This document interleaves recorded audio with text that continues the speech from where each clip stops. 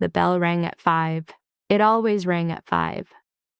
Elara opened her eyes in the dark and stared at the underside of the bunk above her, the same warped plank she had memorized over 6 years of identical mornings. The wood had a crack shaped like a river delta. She had traced it so many times in her mind that she could draw it with her eyes closed, and some mornings she did, just to prove she still had something that belonged only to her. The bell rang again, sharper this time. The women around her were already moving, bare feet finding the cold stone floor without hesitation because hesitation cost you breakfast and breakfast was all you got until midday. Elara swung her legs down and stood. She was thin but not frail. Her body kept functional by years of manual work and just enough food to keep her useful. Her skin was light brown, a warm umber that had gone dull and dry from years without sunlight or proper nourishment. Her black hair was cut blunt at her jaw, the way they cut all of them every 3rd month. Not for style, but for efficiency. Lice were expensive to manage. Her eyes were dark amber, almost golden in certain light, but no one here ever looked closely enough to notice. She had high cheekbones, a narrow jaw, full lips that she kept pressed together out of habit because speaking without being spoken to was an infraction. There was a small dark mole beneath her left eye and a thin scar across the bridge of her nose where a guard's ring had caught her 3 winters ago. On her left inner wrist, branded into the skin in raised scar tissue, was the number 12. That was her name here. 12. It had been her name for 6 years, since the day Lord Mordecai Varn's men had pulled her from her mother's arms in the border village of Ashwick and processed her into the compound along with 11 others. She had been the 12th Omega registered that season, so she became 12. She did not think of her real name often. It lived somewhere deep inside her chest, like a coal that had almost gone cold, and she was afraid that if she blew on it too hard, it would either catch fire or crumble to ash, and she did not know which would be worse. The dormitory was a long stone building with bunks stacked 3 high on both sides. 40 women in total, each one numbered. The walls were bare gray stone. There were no windows. Light came from oil lamps hung on iron hooks, and even those were only lit during waking hours. The floor was swept clean because cleanliness was one of Mordecai's obsessions. Not for their comfort, but because buyers did not like dirty merchandise. 12 fell into line. The women moved in number order, always in number order, down the corridor to the washing station where they splashed cold water on their faces and hands from a stone trough, then on to the meal hall, where bowls of thin oat porridge waited on long wooden tables. You sat at your number, you ate in silence. You finished when the bell rang. 3 sat across from her, 3 was Tilda, though 12 was not supposed to know that, and Tilda was not supposed to have told her.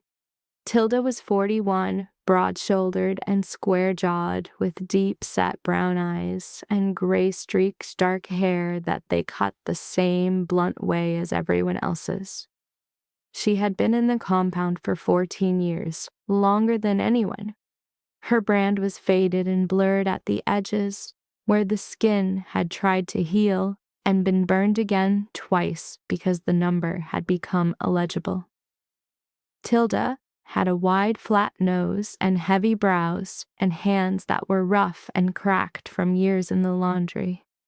She was not beautiful by any standard the compound valued, which was precisely why she had survived so long. The beautiful ones got sold first. Tilda caught 12's eye across the table and gave the smallest nod. It meant, "I see you. You are still here. You are still someone." That nod was the most important moment of 12's day. Some of the women had stopped nodding. Some had stopped looking up altogether. 29, who had arrived 2 years ago, young and wide-eyed, and still calling herself by her real name until a guard beat it out of her, now moved through the days like something hollow. She ate, she worked, she slept. She did not look at anyone, and no one looked at her, because looking at 29 was like looking into a mirror that showed you your own future, and the reflection was empty. Tilda still whispered to her at night, still breathed a name into the dark above 29's bunk. But 29 no longer whispered back, and that silence was the loudest sound in the dormitory.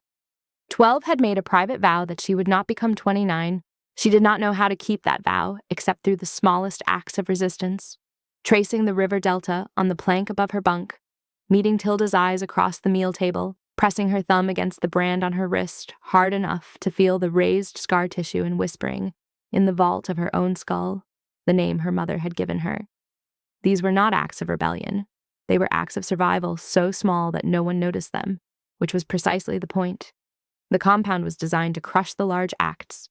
It was the small ones that kept you breathing. After breakfast, the assignments were read. A guard stood at the front of the meal hall with a ledger and called out numbers and tasks. 12, kitchens, evening rotation. 12 nodded. Kitchens were better than laundry, better than the fields, far better than the upper house where Mordecai entertained his buyers, and where the assignments no one spoke about happened behind closed doors. But today something was different. After the regular assignments, the guard added, numbers 3, 7, 12, and 22.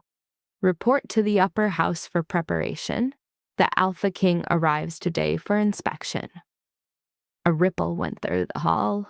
Not sound, they knew better than to make sound, but a collective shift in breathing.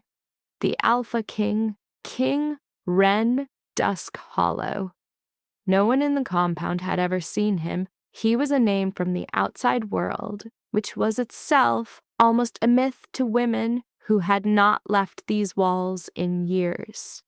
Kings came and went, treaties were signed, lords like Mordecai operated in the spaces between, and no one from above had ever looked down far enough to see what happened in the compound at the edge of Varn's territory. Until now. Tilda's eyes found 12's again. This time the look was different. Not reassurance, warning. Preparation meant bathing in warm water for the first time in months. It meant clean dresses, gray wool, not the sackcloth they usually wore, but fitted and hemmed, with the compound sigil stitched small on the left breast. It meant a woman 12 had never seen before, combing oil through their hair and rubbing something onto their lips to make them look less cracked. It meant standing in a line in the upper house's receiving hall while Mordecai walked down and inspected them like horses before a sale. Mordecai Varn was 52, tall and angular with a long, sharp face and hooded pale blue eyes that looked like they had been bleached by years of calculating profit without ever once feeling shame. His hair was iron gray, slicked back from a high forehead, and he wore fine clothes that cost more than the compound's food budget for a month. He had long fingers that he kept laced behind his back when he walked, and a habit of humming tunelessly when he was pleased with something. He was humming now. He stopped in front of 12, looked her over, reached out and tilted her chin up with one long finger. "Clean up well, don't you, 12? It was not a question. His pale eyes moved down and back up. "You'll serve at the king's table tonight. Don't speak unless spoken to. Don't spill. Don't look him in the eye." He leaned closer. "And if he asks about the compound, you tell him you are well cared for and grateful for Lord Varn's generosity. Understood?" "Yes, my lord." "Good girl," he moved on. 12 stood very still and waited for the crawling feeling on her skin to pass. It never fully did. It had not fully passed in 6 years. That evening, as the kitchen staff prepared a feast worthy of a king's visit, Tilda found 12 in the corridor. They had 30 seconds, maybe less, before a guard rounded the corner. "Remember your name tonight," Tilda whispered. "Whatever happens, you remember it." Then she was gone, back to the laundry rotation, and 12 stood alone in the corridor with her hands shaking and a word sitting on her tongue like a live ember. Elara. Her name was Elara. The Alpha King of Duskhollow did not arrive the way Mordecai had expected. There were no trumpets, no banners, no procession of mounted knights in polished armor. A single column of riders came through the compound's outer gates in the gray light of late afternoon, their horses mud-splattered and their cloaks heavy with rain. They looked like they had been riding hard for days, which they had. At the front rode a man who dismounted before the stable hands could reach him and landed in the mud without seeming to notice or care. Wren Duskhollow was 32. He was tall, 6'3", lean but powerfully built, with the kind of muscle that came from daily training rather than vanity. His hair was dark, almost black, thick and slightly wavy, falling past his ears and pushed back from his face. His skin was a deep, warm tan, weathered by wind and sun. His eyes were the most striking thing about him, a clear, bright gold, like amber held up to firelight, set beneath heavy, dark brows that gave his face a perpetual look of quiet intensity.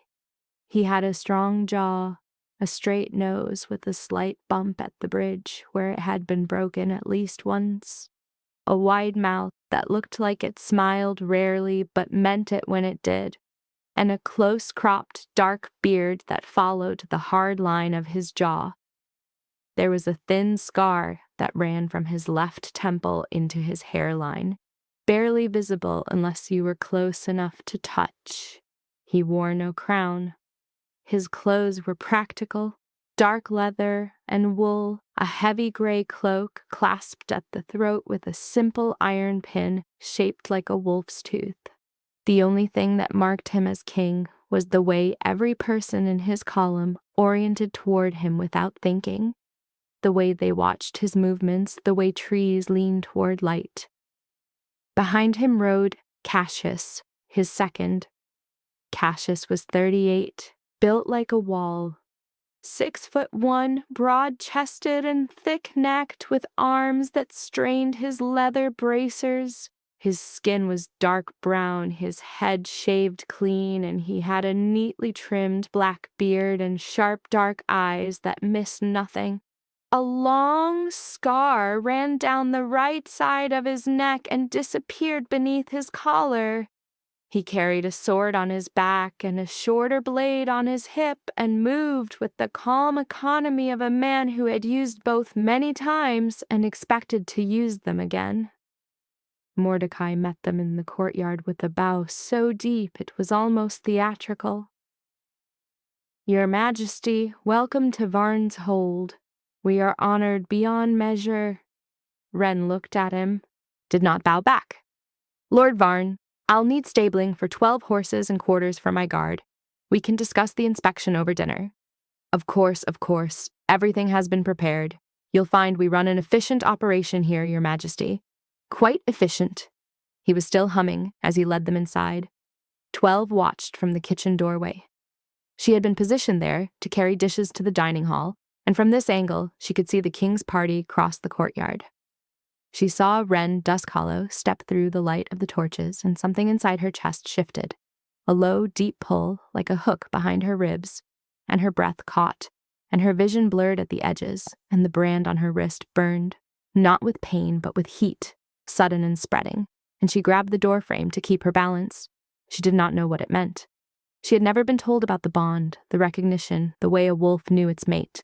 In the compound, Omegas were not taught anything about their nature except obedience. They were not told that their wolves existed. They were not told that somewhere in the world there might be someone whose soul answered theirs. They were told to work and be quiet and answer to their number. So 12 pressed her hand against her burning wrist and steadied her breathing and carried the dishes into the dining hall and told herself it was nothing. The dinner was elaborate by compound standards: roasted venison, root vegetables, dark bread, winter wine.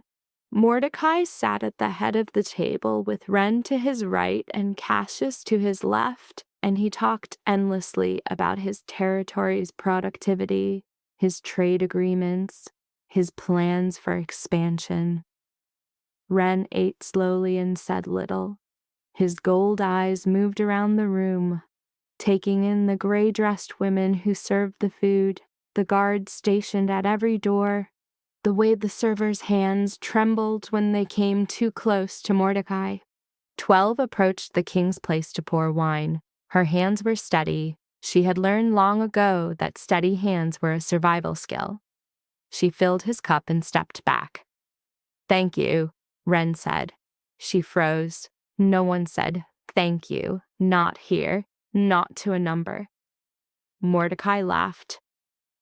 "You don't need to thank them, Your Majesty. They're well trained." Wren ignored him. He was looking at 12. Those gold eyes, up close, were extraordinary. Bright and warm and deeply, impossibly focused, as if he could see through the gray dress and the branded wrist and the 6 years of silence and find whatever was underneath all of it. "What's your name?" he asked. The dining hall went quiet. Not silent.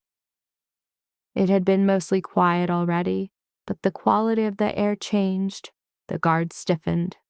Mordecai's humming stopped. 12 swallowed. 12, my lord. Wren's brow creased. 12. Yes, my lord. That's not a name. He said it simply, as though correcting a fact that had been misstated, like telling someone the sky was blue when they had called it green. Mordecai leaned forward with an indulgent smile. "It's the system we use here, Your Majesty. Numbers are more efficient than names. Less confusion, better record keeping. Each omega is registered and tracked by number from the day they arrive. It's really quite elegant." Wren looked at Mordecai. The warmth left his gold eyes, and what remained was something flat and cold and ancient, something that belonged to the wolf rather than the man. "Tracked. Of course. We maintain detailed ledgers, arrival date, physical attributes, health records, work output, and, well," Mordecai made a delicate gesture with his long fingers. "Market value for the breeding contracts." Cassius set down his cup very carefully. Wren said nothing for a long moment. He looked back at 12. He looked at her wrist, where the brand was visible beneath the pushed-up sleeve of her dress. She saw his eyes find the scar tissue, and his jaw tighten until the muscle in his cheek jumped. "Show me everything," he said quietly. Mordecai blinked. "Your Majesty?" "The dormitories, the records, the—" Wren's voice was controlled, but there was a hairline fracture running through it. "The branding room, all of it, now." Mordecai's smile flickered but held. "Of course, a full tour. You'll see how well the system works." Wren stood from the table. His food was half-eaten. His wine was untouched. Cassius caught the king's eye, and a wordless exchange passed between them, the kind of communication that only exists between people who have faced death together and survived. A full conversation compressed into a single glance. Cassius said, "How bad?" Wren said, "Worse than we thought." 12 stepped back against the wall as they passed. Wren did not look at her again, and she was grateful because she was not sure what he had seen in her face, and she was not sure what she had seen in his. But her wrist was still burning. Mordecai showed him everything. He was proud of it. That was the part that made Cassius's hand stay on his sword. Not the horror of the compound itself, though that was considerable, but the fact that Mordecai walked through it all with the satisfied air of a man showing off a well-organized warehouse. He pointed out the efficiency of the layout, the cost savings of communal sleeping arrangements, the way the numbering system eliminated confusion and attachment. He used the word attachment the way a farmer might discuss preventing weeds, an inconvenience to be managed, a natural process to be suppressed. The dormitories, 40 bunks in a windowless stone building, thin blankets that were washed every 3rd week, which Mordecai noted proudly as though this were generosity. No personal possessions, not a comb, not a ribbon, not a scrap of paper. The only marks of individuality were names scratched into the walls by women who had tried to remember themselves and then been punished for defacing property. Cassius ran his fingers over one of the scratches. a name, half-worn, illegible, and his jaw set like stone. The washing station, a stone trough with cold water, no soap, no privacy. A schedule posted on the wall in columns of numbers, each allotted 4 minutes. The branding room, a small chamber with a brazier and a set of iron numbers on a rack, arranged in order, some of them darkened with old use. A wooden chair with leather straps on the arms. The room smelled of old smoke and something else that Wren recognized because he had smelled it on battlefields. Burned flesh. The straps on the chair were worn smooth by use, the leather darkened with sweat, and something that might have been blood. Wren stood in the doorway and did not enter. Cassius looked at the chair and then looked away, and his hand on his sword hilt was white-knuckled. Mordecai pulled open a ledger and laid it on the table with a flourish. As you can see, every omega is cataloged at intake. Physical measurements, estimated age, any notable features that might affect value. We found that lighter skin and finer features command higher prices in the southern markets, while the northern lords prefer sturdier builds for... Stop! Mordecai looked up, still smiling. Lord Varn. Wren's voice was very low and very even, and Cassius took a step backward because he had heard that voice exactly once before, at the Battle of Greenmarch, right before Wren had shifted and torn through an enemy line alone. How many omegas are currently in this compound? 40, Your Majesty, though we're expecting a new intake from the eastern border next month. The villages there have been... There will be no new intake. Wren picked up the ledger. He looked at the pages, rows of numbers, descriptions, prices. Number 12, female, age 24, intake, age 18, light brown skin, dark amber eyes, good health, moderate market value, notes, compliant, suitable for household or breeding assignment. He closed the ledger. Cassius, Your Majesty, arrest Lord Varn. Mordecai's smile finally died. It slid off his face like ice from a warming roof, and what was underneath was not fear, not yet, but the affronted disbelief of a man who has been told that the rules he has lived by his entire life are suddenly, irrevocably wrong. On what charge? I will think of the precise legal language later. For now, the charge is that you have taken free people and turned them into things. Wren looked at the branding irons on the rack. That you burned numbers into their skin and sold them like livestock. That you built a system designed to make human beings forget that they are human. This is legal within my territory. Your territory exists at the pleasure of the crown, Lord Varn. As of this moment, that pleasure is revoked. Mordecai's face changed then. The disbelief curdled into something uglier, a cold, calculating fury that made his pale eyes narrow.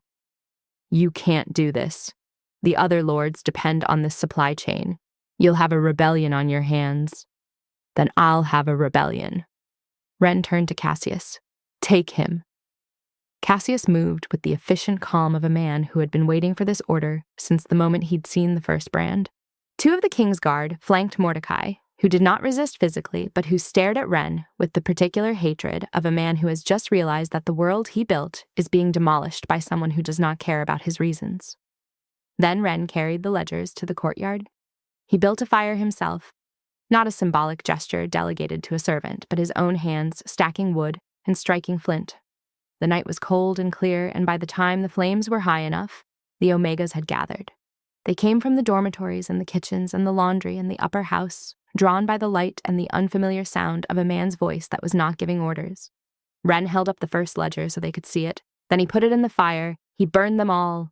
Every record, every number, every price and measurement and note about compliance and market value. The pages caught and curled and blackened, and the ink turned to smoke, and the smoke rose into the cold night sky and disappeared. 40 women stood in a semicircle and watched. 12 stood near the back. Tilda was beside her, her rough hand finding 12s in the dark and holding it tightly. The firelight made the scars on their wrists shine.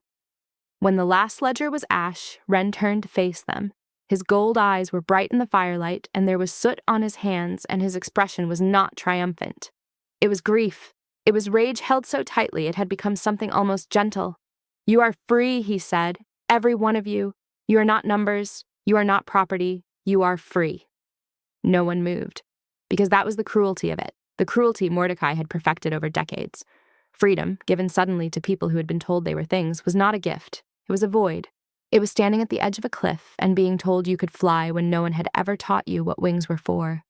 12 felt Tilda's hand tighten on hers. She looked at the fire and the ash and the clear night sky above the compound walls, and she felt nothing. A vast, hollow, terrifying nothing. She should have felt relief, joy, something.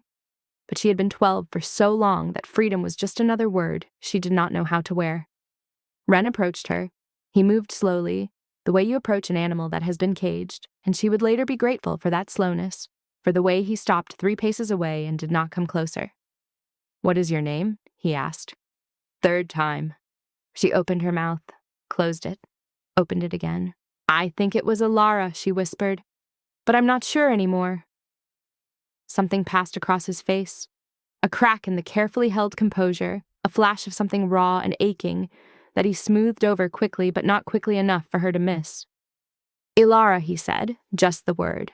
Not a command or a label, but the way you say something precious that you are holding carefully in both hands.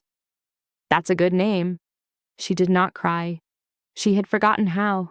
The king offered transport to Duskhollow for any Omega who had nowhere else to go, a place to stay while they found their footing. No obligations, no assignments, no numbers. Most of them went. Not because they trusted him, trust was a language they had lost, but because the alternative was standing in the ashes of the only world they knew, with no name and no direction and no idea what came next. Elara went because Tilda went.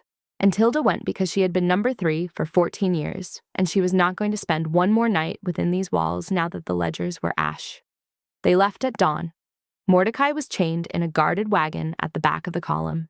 He did not go quietly. He shouted about rights and treaties and property law and the economic collapse that would follow the disruption of his supply chain, and his voice echoed off the compound walls until Cassius closed the wagon's shutters and the shouting became muffled and then faded to nothing as the column moved out onto the road. The compound stood empty behind them, its gates open, its dormitories dark, its branding room cold. The brazier had been doused. The iron numbers lay in a pile on the floor where Wren had swept them from their rack with one arm. The leather straps on the chair hung limp.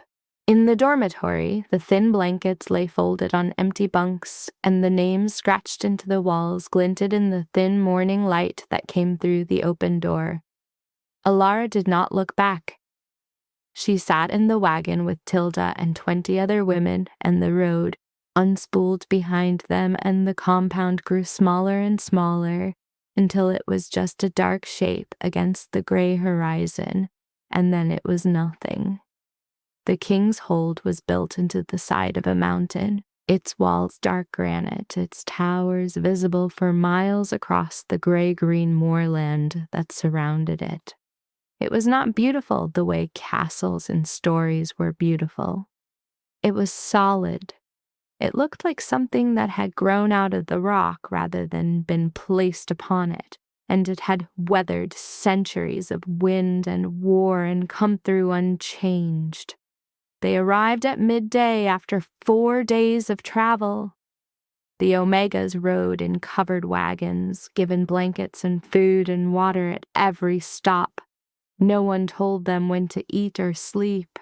No bell rang.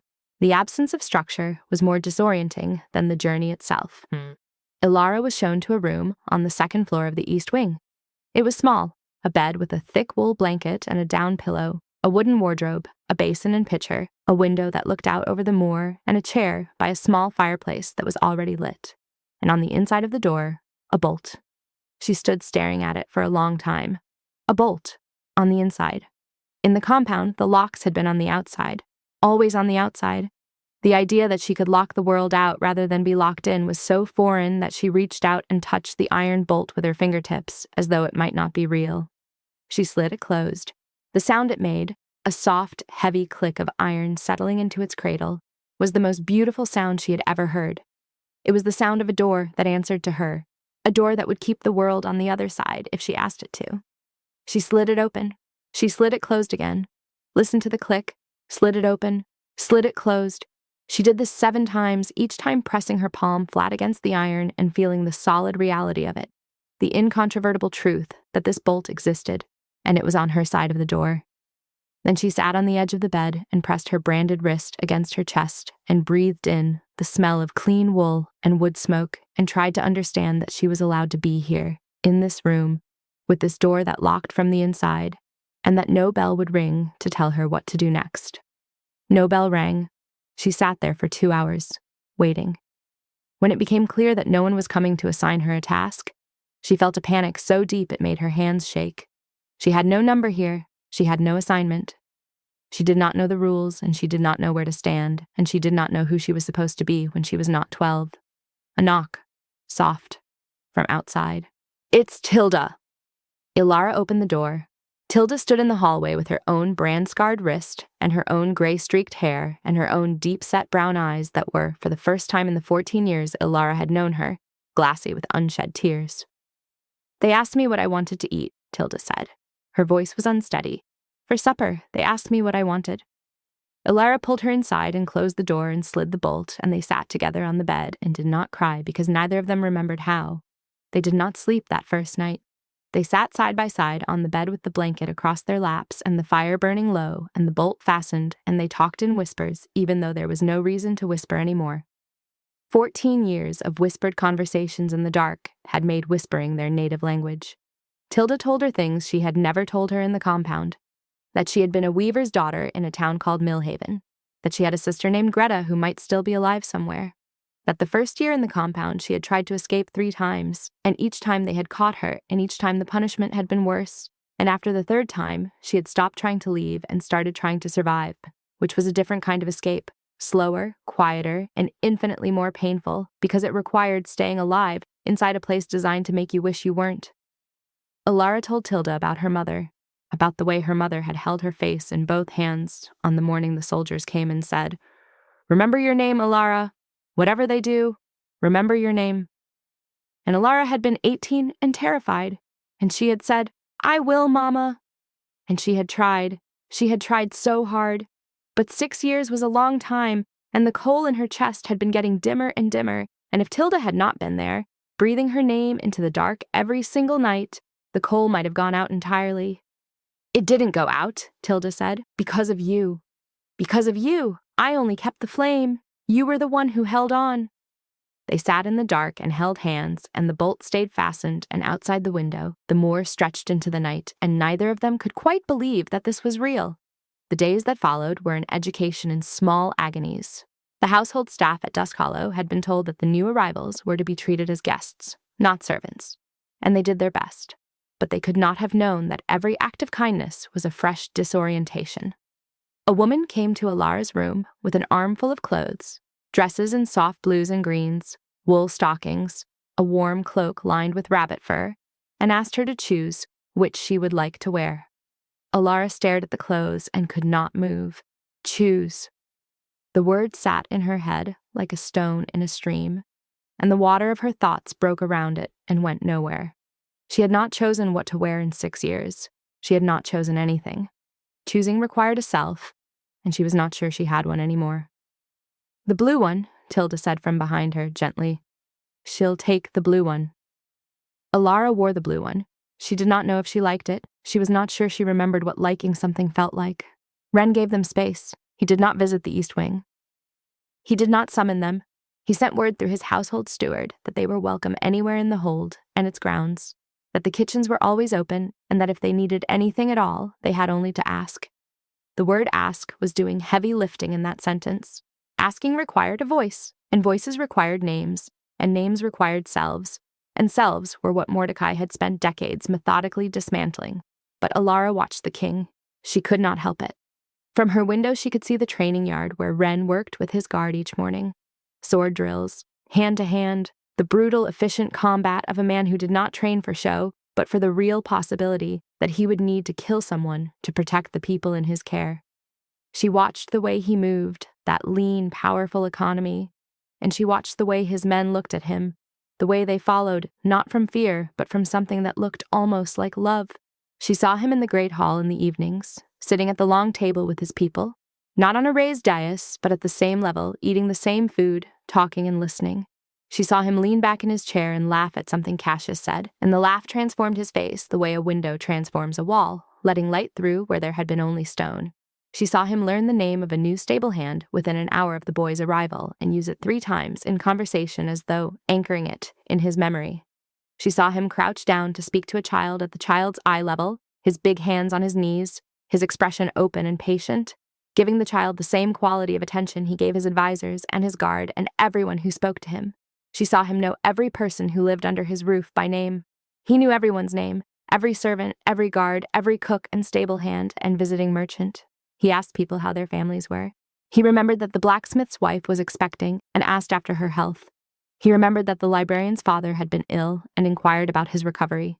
He carried an entire hold's worth of names and stories in his head, the way other men carried coins in their purses, carefully, attentively, as though each one had value. That was the thing that broke something open inside her. In a world where she had been stripped of hers, here was a man who treated names like sacred things. One evening, 2 weeks after their arrival, Elara stood in front of the small mirror above her basin. She looked at her own face, the high cheekbones, the amber eyes, the mole beneath her left eye, the scar across her nose. She looked at herself and tried to see a person and not a number. "Elara," she said to the mirror. Her voice cracked. It sounded wrong. It sounded like a word in a language she had almost forgotten. "Elara," she said again, and again, until the word felt less like a stone and more like something that might, with enough practice, become a part of her again.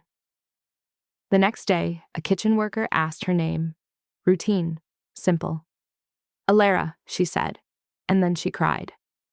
Standing in the corridor of the king's hold with her hands over her face, she cried for the first time in 6 years, deep racking sobs that came from somewhere beneath her ribs and tore through her body like something being born. The kitchen worker put a tentative hand on her shoulder, and Elara did not flinch away, and that, in its own small way, was a miracle. Weeks passed.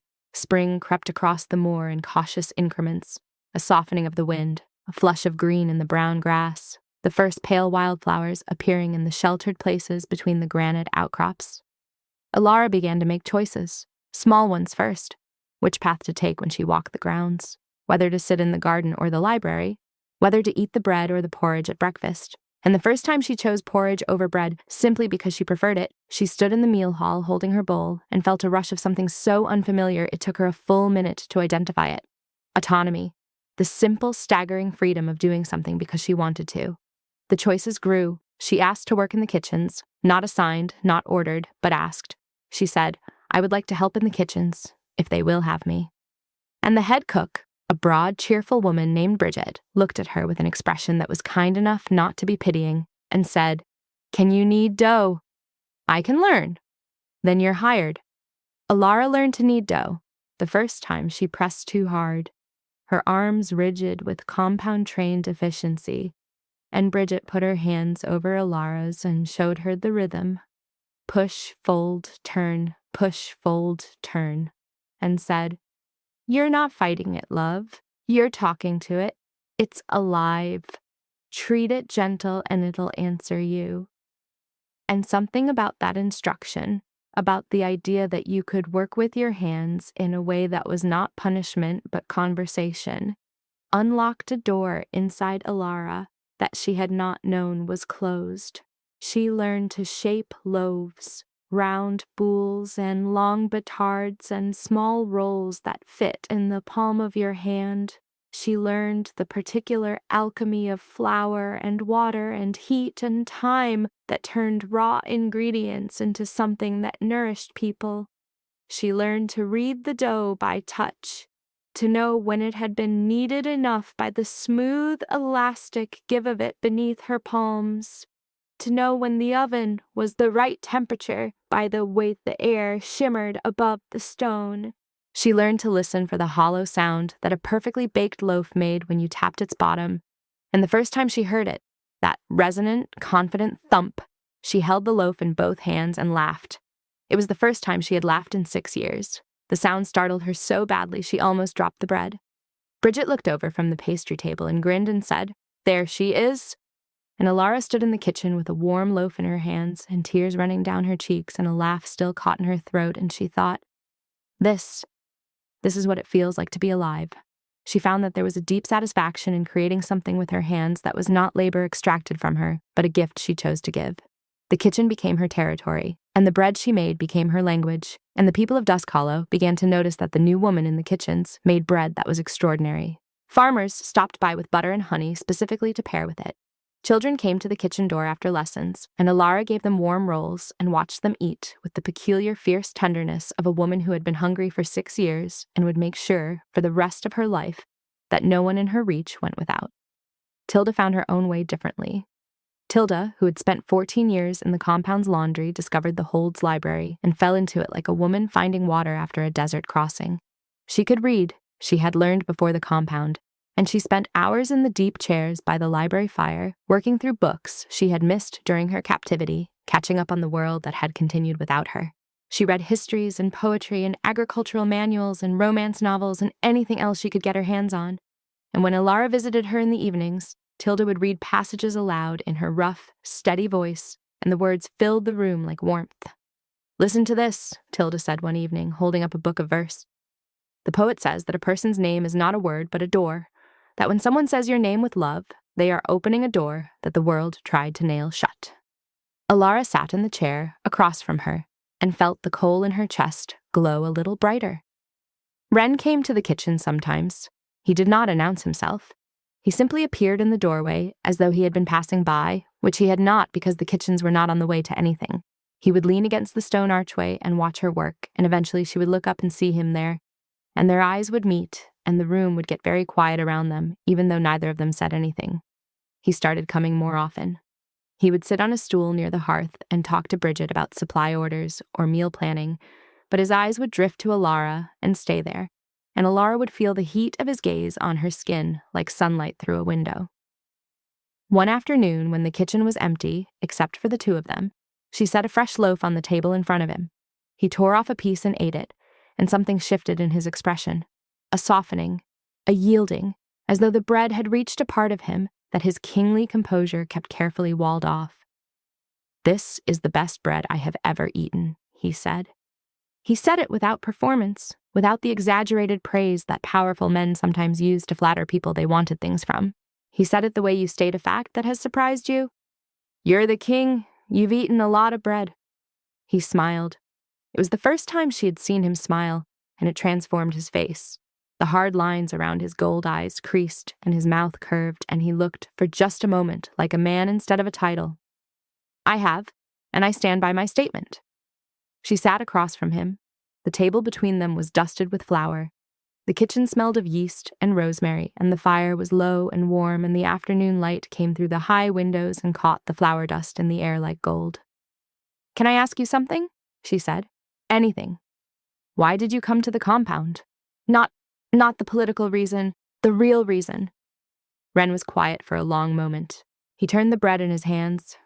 "My mother was an Omega," he said. "She mated my father by choice. She was happy, but her sister, my aunt, was taken by a system like Mordecai's when she was 16. My mother searched for her for years. She never found her." He looked up. "She made me promise, before she died, that if I ever had the power to find those places, I would burn them to the ground." "How old were you when she died?" 14. "And you remembered." "I never forgot." They sat in the quiet kitchen, and the fire crackled, and Elara felt something opening inside her that was not the coal or the void or the fear, but something new, something green and tentative and alive, like the first shoots of spring pushing through frozen ground. Tilda noticed the change in her before anyone else did. "You're lighter," Tilda said one afternoon in the library, looking up from her book. "You stand differently, like you're taking up room on purpose instead of trying to disappear." Elara considered this. She thought about the compound, about the way she had learned to make herself small, shoulders in, eyes down, voice soft, body pressed against walls and edges and corners. She had been trained to take up as little space as possible, to be efficient in her invisibility, to exist without being present. And now, in the kitchens of Duskhollow, with flour on her hands and bread in the oven and the warm smell of rosemary in the air, she was spreading out. She was standing in the center of rooms. She was laughing at Bridget's jokes and humming while she worked and reaching for things on high shelves without waiting for permission to reach. "I think I'm remembering how to be a person," she said. "No," Tilda said, her rough voice gentle. "You're learning for the first time. The compound took you at 18. You never had the chance." She started leaving a loaf on the kitchen table each afternoon at the time she had learned he was most likely to appear. She never said it was for him. She never needed to. He would come in and find it there, still warm, and eat it standing at the table, and sometimes she would be working across the room with her back to him, and she could feel his eyes on her like a hand resting between her shoulder blades, warm and steady. One afternoon she turned and caught him watching her, and for a moment neither of them spoke, and the kitchen was full of the silence of two people who are falling toward each other and are both too careful to fall fast. "You have flour on your cheek," he said. She wiped at the wrong cheek. He reached across and brushed it from the correct one with his thumb, and his fingertip grazed her skin, and she felt it in her spine. "Thank you," she said. "Thank you," he said, "for the bread." It was such an ordinary exchange. It was the most important conversation of her life. Over the weeks that followed, their conversations grew deeper. He told her about the loneliness of kingship, the weight of a crown he had worn since he was too young for it, the way he sometimes stood on the walls at night and looked out at the moor and wished he could just run, not from responsibility, but into the vast, open nothing of it, just to feel the wind without the weight. She told him about the compound. Not all at once, and she could not have borne that, but in pieces handed to him like broken pottery that she trusted him to hold without cutting himself. She told him about the bells and the branding room and the ledgers and the way Mordecai would walk down the line and point, and the pointed at Omega would disappear into the upper house and come back the next morning with hollow eyes, and no one would say anything because there was nothing to say. Wren listened. His hands gripped the edge of the table until his knuckles went white, but he did not interrupt, and he did not look away, and he did not make the mistake of telling her it was over or that she was safe now or any of the well-meaning things that would have minimized what she had survived. He just listened, and his gold eyes held hers, and in his silence she heard, "I witnessed this. I witness you. What happened to you is real and it matters, and I will carry the knowing of it beside you for as long as you allow." She told him about Tilda, about the whispered names in the dark dormitory after lights out, how Tilda would move from bunk to bunk, pressing her lips to each woman's ear and breathing their name, not as a reminder, but as a resurrection, a nightly insistence that beneath the numbers, the selves survived. "She kept you alive," Wren said. "She kept us human," Elara said. And then, "I was starting to forget my name. Toward the end, I was starting to forget it. If you hadn't come when you did." She stopped, swallowed. "Another year, and I might not have had a name to give you." Wren reached across the table. He did not take her hand. He placed his hand on the table, palm up, fingers open. An offer, not a claim. She looked at his hand for a long time, then she placed hers in it. His fingers closed around hers, and she felt the warmth of him. Real, solid, alive, and the brand on her wrist burned again, not with pain but with recognition, with the deep cellular knowledge that she had been found, that she was known, that the door with her name on it was opening. He went very still. His gold eyes dropped to their joined hands and then rose to her face, and they were blazing, molten, the wolf looking through the man's eyes with an intensity that should have been terrifying but was not, because it was not hunger. It was reverence. Neither of them spoke. They did not need to. The kitchen held them in its warmth, and the bread cooled on the table, and their hands remained joined, and the world outside the walls continued turning. But in here, in this small room, something had begun. Later that night, Elara sat in her room and slid the bolt and pressed her back against the door and held her branded wrist against her chest and felt the warmth still pulsing there, the glow that his touch had kindled. She was not 12 anymore. She knew that now. 12 was a number on a wrist, a line in a ledger, a body in a dormitory.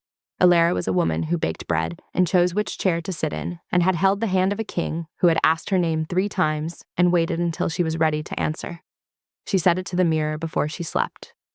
Elara. And for the first time, the word did not feel like practice. It felt like truth.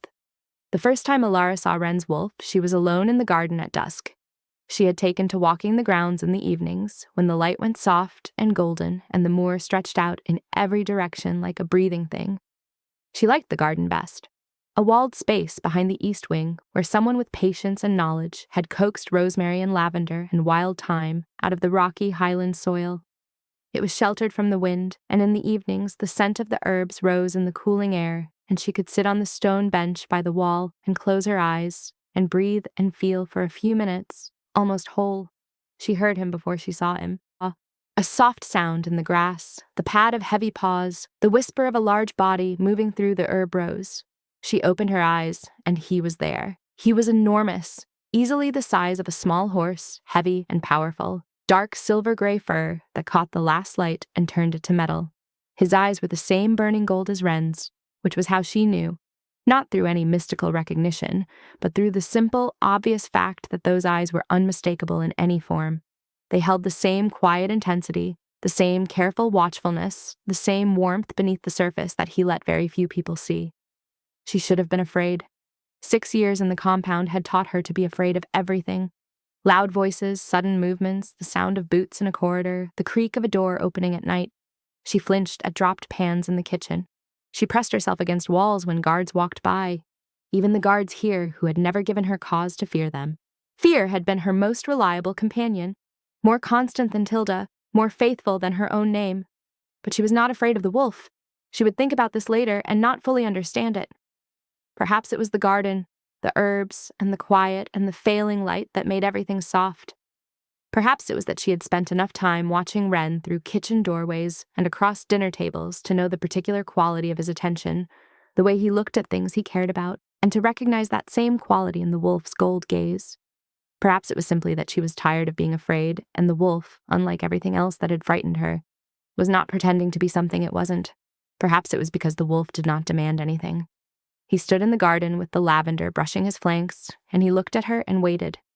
And the waiting was the same waiting Wren had done in the kitchen, patient, open, asking nothing. Elara slid off the bench and sat on the ground. The grass was cool and slightly damp, and the earth beneath it was solid, and she put her palms flat on the ground and said, "I know it's you, Wren." The wolf came closer. He moved slowly, each step deliberate, giving her time to change her mind. He lowered his massive body to the ground beside her and laid his heavy head on his front paws, and his tail curled around his haunches. And he was warm, so warm, the heat of him radiating through his fur like a banked fire. She put her hand in his fur. It was thick and coarse, and beneath it she could feel the hard muscle and the deep, slow rhythm of his breathing and the vibration of something. A sound too low to hear, a frequency that she felt in her bones. A wolf's equivalent of a purr, she thought, and something inside her unlocked. They sat like that for a long time. The light faded from gold to gray to the deep purple of highland dusk. Stars appeared, first one, then dozens, then hundreds. The vast sweeping sky that was visible from the moor in a way it had never been from the windowless compound. The wolf breathed beside her, and she breathed beside the wolf, and for the first time in 6 years, she felt her body release a tension she had not known she was holding. A clenched, rigid, ready-to-run tension that had lived in her shoulders and her jaw and the small of her back since the day they branded her wrist. She felt it release, and she felt the tears come, but they were different from the ones she had cried in the corridor. Those had been grief. These were something closer to relief. The wolf shifted beside her. The fur beneath her hand changed, softened, shortened, became warm skin. And then it was Wren sitting beside her on the grass, her hand on his bare forearm, his gold eyes inches from hers in the growing dark. "I knew," he said quietly. "From the moment you spoke in the dining hall. When you said 12, and the word hit my chest like an arrow, my wolf knew." "Knew what?" "That you were mine, that I was yours." He paused. "But I will never claim you, Elara, not without your choosing it. I would burn my own hold to the ground before I took one more choice away from you." The words settled over her like the warmth of his wolf's body, solid, real, meant. "I've never been allowed to choose anything," she said. "That's exactly why I'll wait." She looked at him in the starlight, the scar at his temple, the dark beard along his jaw, the gold eyes that were the same in both his forms. She did not kiss him. She was not ready. But she leaned her shoulder against his, and he did not move, and they sat in the garden while the stars turned overhead, and her hand stayed on his arm, and his warmth stayed against her side, and the brand on her wrist did not burn. It glowed. The messenger arrived at Duskhollow on a rain-soaked morning in late spring, riding a horse that was half dead with exhaustion and carrying news that made Cassius draw his sword before the man had finished speaking. Mordecai Varn had escaped, not alone. He had been freed by a coalition of lesser lords, men who had profited from the Omega compound supply chain, men who had purchased breeding contracts and household slaves, and who now faced the prospect of their investments being declared criminal by the crown. They had pooled their resources, bribed Mordecai's guards during the transfer to the capital for trial, and set him free. Now he was gathering forces in the eastern lowlands, and he was coming to Duskhollow. Not for the hold, not for the territory, for the Omegas. He had legal documents, old treaties, signed decades ago by Wren's grandfather that classified Omegas registered in territorial compounds as chattel property of the registering lord. The treaties had never been formally revoked. They were archaic, monstrous, and, technically, still binding until the crown formally struck them from the record, which Wren had ordered done, but the process of legal dissolution took time, and Mordecai had moved faster. He arrived 3 days after the messenger, with 40 armed men and a clerk carrying a leather case full of parchment. Elara was in the kitchen when Cassius came to tell the household. She heard the word Mordecai, and her hand stopped mid-knead, and the dough went slack beneath her fingers, and the room tilted slightly, and she gripped the edge of the table and held on. Bridget put a hand on her back. Tilda appeared in the doorway like she had sensed the shift in the air and found Elara's eyes, and the look they exchanged was the same look they had exchanged across the compound meal table 1,000 times. "I see you. You are still here. You are still someone." But this time Elara answered it differently. She straightened. She pushed the dough aside. She wiped her hands on her apron and walked out of the kitchen toward the great hall, and Tilda fell into step beside her without a word. He did not attack. That was the calculated cruelty of it. He rode to the gates of Duskhollow in broad daylight, flying a white parley flag, and requested an audience with the king to discuss the lawful return of his registered property. Wren received him in the great hall. Elara was there. She had been in the kitchen when word came, and Tilda had found her and gripped her arm and said, "He's here!" And the 2 words had turned her blood to ice. But she went to the great hall anyway. She went because she was not 12 anymore, and 12 would have hidden, and she was done hiding. The great hall of Duskhollow was a vast stone chamber with a vaulted ceiling supported by granite pillars carved with wolves. Wren sat in the lord's chair at the far end, Cassius standing to his right with his hand on his sword. The king's guard lined the walls. The household had gathered, servants, advisors, the Omegas who had chosen to watch. Mordecai walked in like he owned the room. He had cleaned up since his imprisonment. His iron-gray hair was slicked back. His clothes were fine. His pale blue eyes swept the hall with the proprietary satisfaction of a man who believes that laws and parchment are more powerful than decency. He bowed. "Your Majesty, thank you for receiving me." "Say your piece, Varn." Mordecai nodded to his clerk, who opened the leather case and began laying parchment on the table. "The Treaty of Greyvale, signed by your grandfather, King Wren Duskhollow, in the 43rd year of his reign. Article 7, Section 4. Omegas registered within a territorial compound are classified as chattel property of the registering lord. Transfer of said property requires the registering lord's written consent or ruling by the Crown Court, neither of which has been obtained." He smiled. "I am here to exercise my legal right to reclaim my registered property." The hall was silent. Elara could hear her own heartbeat, slow and heavy, like a drum being struck underwater. Mordecai's clerk produced a specific document. "Number 12. Female, registered at intake, age 18, light brown skin, dark amber eyes, scar across the bridge of the nose, currently residing in this hold without the registering lord's consent." He looked up. "I'd like her returned, along with all other registered Omegas currently in your possession." "Your possession." The word landed like a stone dropped into still water. Wren did not move. His gold eyes were fixed on Mordecai, and they were flat and cold and utterly without the warmth that Elara had come to know. This was the king, not the man who sat in her kitchen and ate her bread and let her hold his hand. This was the wolf who had burned the ledgers and chained a lord and ridden 4 days through rain to bring 40 women to safety.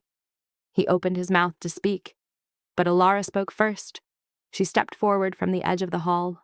She was aware of every eye in the room turning to her. She was aware of Tilda's sharp intake of breath, and Cassius's hand tightening on his sword, and Wren's head turning toward her with an expression that was not surprise, but something deeper, something like recognition, as though he had been waiting for this without knowing he was waiting. She walked until she was standing between the king and the lord who had owned her. The stone floor was cold beneath her shoes. Her hands were steady. She had learned long ago that steady hands were a survival skill, and she had a new use for that skill now. She looked at Mordecai.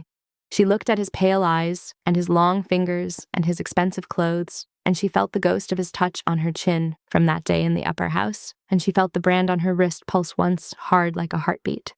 "My name is Elara." Mordecai's smile did not waver. "Number 12.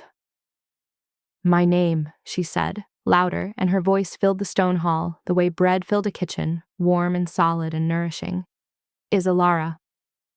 Behind her, a voice, rough, steady, 14 years of survival compressed into 2 words. "My name is Tilda." Then another, and another.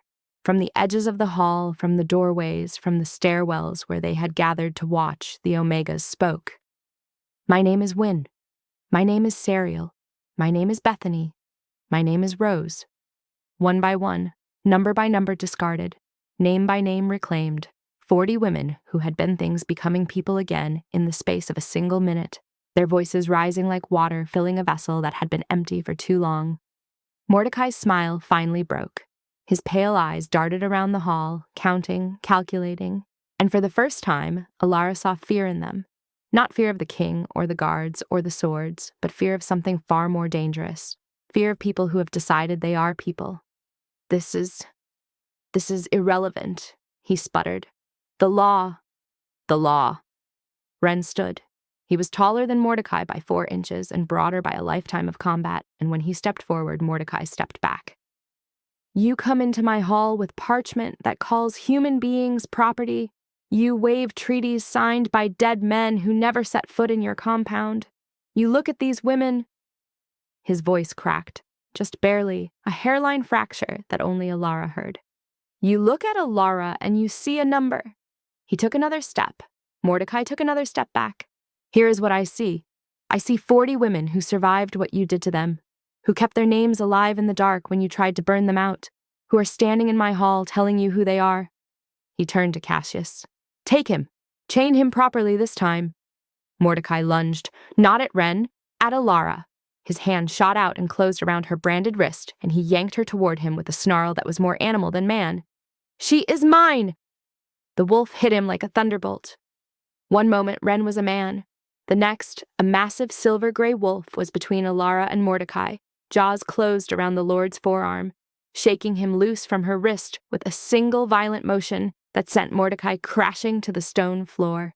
The wolf stood over him, snarling, teeth bared, gold eyes incandescent with a fury that was ancient and absolute.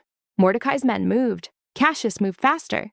Steel rang in the great hall as the king's guard engaged, and the fight was brief and brutal and utterly one-sided, because Mordecai's 40 hired swords were facing a wolf the size of a warhorse, and a second who fought like he had been born with a blade in his hand, and a garrison of men who had watched their king pull 40 women from a branding compound, and had each one of them decided privately that this was a hill worth dying on.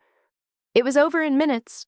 Mordecai's hired swords had been paid for intimidation, not for war, and the difference between men who fight for coin and men who fight for conviction is the difference between a fire that burns because you lit it and a fire that burns because it cannot help itself. The king's guard fought like men defending their own homes because they were. Mordecai's men surrendered or were disarmed. Mordecai himself lay on the floor with the wolf's paw on his chest and the wolf's jaws inches from his throat, those gold eyes burning down into his pale ones with a message that required no words. Elara stood in the hall with her wrist throbbing where he had grabbed her, and she did not run. She did not hide. She stood exactly where she was, and she was shaking, but she was upright, and she was Elara, and she watched the wolf hold down the man who had taken her name, and she breathed. Cassius chained Mordecai in iron this time. Wrists, ankles, and neck. No trust, no transit. A cell in the deep rock beneath Duskhollow, guarded by 4 of the king's best, until the crown court could convene. The wolf shifted back to Wren. He stood in the center of the hall, breathing hard, soot and blood on his hands for the second time in this story, and he looked at Elara across the stone floor. She looked back. "Elara," he said. Just her name. The way he always said it, like a door opening. "Wren," she said. His name in her mouth for the first time. A choice. A beginning. The hall was quiet. The torches guttered in the draft from the open doors. Mordecai's men were being led away in chains, and the Omegas were still standing where they had spoken their names, 40 women in a stone hall who had just done the bravest thing any of them had ever done. Some of them were crying, some were holding each other. Tilda had her arms around 2 younger women, and her eyes were closed, and she was murmuring something. Their names, over and over, like a chant, like a spell, like the nightly whisper in the dormitory made public at last. Cassius sheathed his sword and looked at Wren, and the wordless exchange between them this time was different from the one in the dining hall all those months ago. This time Cassius's look said, "That was the moment." Wren said, "I know. She didn't need me." And that, Elara would later understand, was the thing that made him different from every other powerful man she had ever known. He did not need to be the one who saved her. He was content to be the one who made space for her to save herself.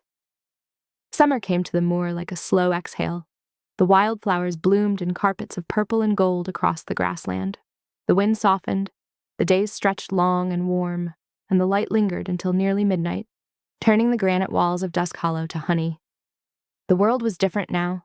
Elara felt it in the way she walked, in the set of her shoulders, in the steadiness of her hands that was no longer a survival mechanism, but a statement of fact. She had stood in the great hall and said her name to the man who had stolen it, and he had not been able to take it back. That was power. Not the power of crowns or swords or treaties, but the power of a person who knows, finally and irrevocably, who she is. The compound had been razed. Wren sent a team to dismantle it stone by stone, and where the buildings had stood, the earth was turned and planted. A garden grew in the space where the branding room had been, lavender and wild thyme and rosemary, the same herbs that grew in Duskhollow's garden. The dormitory foundations were left exposed, a memorial in stone, and someone, no one knew who, carved names into the walls. All of them. Every Omega who had ever passed through. Not numbers. Names. Tilda had recovered them, all of them. 14 years of whispered names in the dark, and she remembered every single one. She sat with a mason for 3 days and dictated them, and when it was done, she stood in the ruined courtyard and read them aloud, one by one, and the wind carried them over the moor to wherever the women who bore them had gone. The Crown Court convened in midsummer. The old treaties were formally struck from the record. The classification of Omegas as chattel property was abolished across the kingdom, replaced by a declaration of personhood and autonomy that Wren signed with his own hand. Mordecai Varn was sentenced to imprisonment for the duration of his natural life, stripped of his title and his lands. The lesser lords who had freed him were given a choice: renounce their involvement and submit to the new laws, or follow Mordecai into the cells. Most renounced. They stood in court and swore oaths, and their eyes were careful and their hands were still, and no one in the room believed they had changed, but the law required the opportunity, and Wren was a man who believed in law, even when law had been used against the people he loved. A few did not renounce. They joined Mordecai in the dark, and the world above them did not mourn their absence. The Omegas scattered across the kingdom began to find their way to new lives. Some went home to families who had mourned them. Some settled in Duskhollow. Some traveled to other holds, other towns, carrying their reclaimed names like lanterns into the wider world. Tilda wrote letters, dozens of them, to every address she could find for every woman who had passed through the compound during her 14 years. She wrote their names at the top of each letter, not their numbers, their names. Most of the letters came back unopened, the addresses long since changed, but some found their mark, and the responses that trickled back were written in shaking hands and stained with tears, and Tilda kept them all in a box in her room in the library wing, and sometimes Elara found her reading them by candlelight, her rough face soft with something that might have been grief and might have been joy, and was probably both. Elara baked bread. She baked it every day, and people came from neighboring holds and villages to buy it, and the kitchen that had been her refuge became her domain. Bridget taught her pies and pastries and the particular magic of a perfectly laminated dough, and in return, Elara taught Bridget the compound bread, a dense, simple loaf made with the cheapest flour, the recipe she had learned in captivity, which turned out, when made with good ingredients and free hands, to be extraordinary. They called it freedom bread, though Elara never used that name herself. She just called it bread. She and Wren were inseparable now. Not in the way of lovers who cling, they were both too scarred for clinging, but in the way of two people who had found in each other the thing they had spent their lives missing. They walked the moor together in the long evenings. They sat in the kitchen in the quiet afternoons. He read to her sometimes from the books Tilda recommended, his low voice filling the room like warmth, and she leaned against his shoulder and listened and felt, with increasing certainty, that the void inside her was not a void at all, but a space that had been waiting to be filled. She had not accepted his claim. He had not asked. The waiting continued, but it had changed character, from the tense patience of a man holding himself back to the gentle patience of two people walking toward the same point from different directions, knowing they would arrive together. One evening in late summer, Elara found Wren in the garden. He was sitting on the stone bench where she had first met his wolf, his elbows on his knees, his head bowed. He was not wearing his crown. He rarely did within the hold. It sat on a table in his study, a simple iron circlet with no jewels or adornment, because Wren was the kind of king who believed that a crown should be earned daily rather than worn as decoration. She sat beside him. Their shoulders touched. "I want to choose you," she said. He lifted his head. His gold eyes found hers in the dusky light, and she saw everything in them. The boy who had lost his mother at 14, the king who had burned the ledgers, the wolf who had laid his head on his paws beside her in this very garden, the man who had eaten her bread and told her it was the best he had ever had and meant it. "Not because you saved me," she said. "I need you to know that. Not because you burned the compound or killed the treaties or gave me a room with a bolt. Not because I owe you. I don't owe you. You made sure of that." She took a breath. The evening air smelled of lavender and wild thyme and the distant green of the moor. "I choose you because you waited. Because you asked my name 3 times, and each time you listened like it was the most important word you'd ever heard. Because you let me be 12 when I didn't know how to be anything else, and you let me be Elara when I was ready. Because you never once took a choice away from me, and that—" Her voice broke. She let it. She was done being steady. "That is the first thing anyone has ever given me that I didn't have to survive." Wren reached up and cupped her face in his hands. His palms were warm and calloused and impossibly gentle against her cheeks. "Elara," he said. Her name. Always her name. The door that opened. He took the iron crown from where he had set it on the bench beside him. He held it out to her, not raised above her head, not in the gesture of a king crowning a queen, but in his open palms the way he had offered his hand in the kitchen. An offer, not a command. "Then choose," he said. She took the crown from his hands. She looked at it. The iron was warm from the evening air. It was heavier than she had expected and lighter than she had feared. She turned it in her hands, and then she lifted it and placed it on her own head. She crowned herself. Wren watched her do it, and his eyes were gold and bright and full of something that had no name, in any language but might, if pressed, be called awe. The binding ceremony was held in the garden 3 days later, in the early morning, when the light was soft and the dew was still on the lavender. It was not traditional. Traditional binding ceremonies began with the Alpha speaking, with the claim, with the declaration of possession. This one began with Elara. She stood in the garden with the iron crown on her head and the brand on her wrist and the bread flour still under her fingernails because she had baked that morning, she baked every morning, and she looked at Wren and she said, "My name is Elara. I was 12. I was nothing. I was a number in a ledger and a brand on a wrist and a body in a line. I was property. I was chattel. I was less than human for 6 years, and I will carry the marks of that for the rest of my life." She paused. The garden was full of people, Tilda and Cassius and Bridget and the guard and the household and the Omegas who had found their names in this place, and every one of them was silent. "But I am not those things now. I am Elara. I am a baker and a survivor and a woman who learned to choose.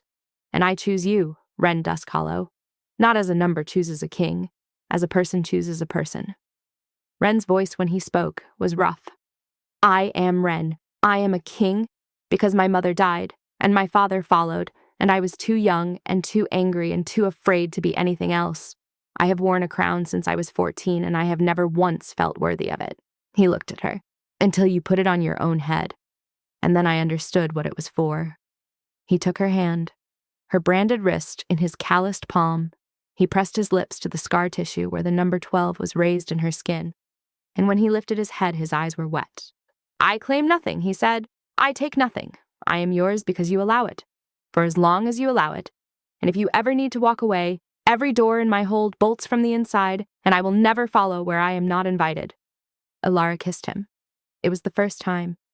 In the garden, in the early morning light, with lavender around their ankles and the iron crown on her head and the taste of bread still on her lips, she kissed him, and his arms came around her, and the wolf inside him howled. Not with triumph, but with a joy so deep it sounded like grief, the way all the most important emotions eventually sound the same. The people in the garden did not cheer. They wept. Tilda wept openly, her rough hands covering her face, her shoulders shaking. Cassius, who had not been seen to show emotion in 38 years of life, turned away and wiped his eyes with the back of his sword hand. That evening, there was a feast. Elara's bread was served at every table. The great hall was full of music and laughter, and people calling each other by name, and at the center of it all sat a woman with an iron crown and flour under her fingernails who had been nothing and was now everything. The next morning, Elara went to the kitchen before dawn. She hung the crown on a hook by the door next to her apron. She tied her dark hair back. She rolled up her sleeves, the brand on her wrist visible and unhidden, because she had decided that it was not a mark of shame, but a record of survival. She kneaded the dough, she shaped the loaves, she slid them into the oven and stood in the warmth of the kitchen that was hers, in the hold that was hers, in the life that was hers, because she had chosen it. And she said her name to herself, the way she did every morning, not as a reminder anymore, not as a practice, as a prayer she finally believed. Elara. The bread rose in the oven. The sun rose over the moor, and the woman who had been a number opened the kitchen door and let the morning in.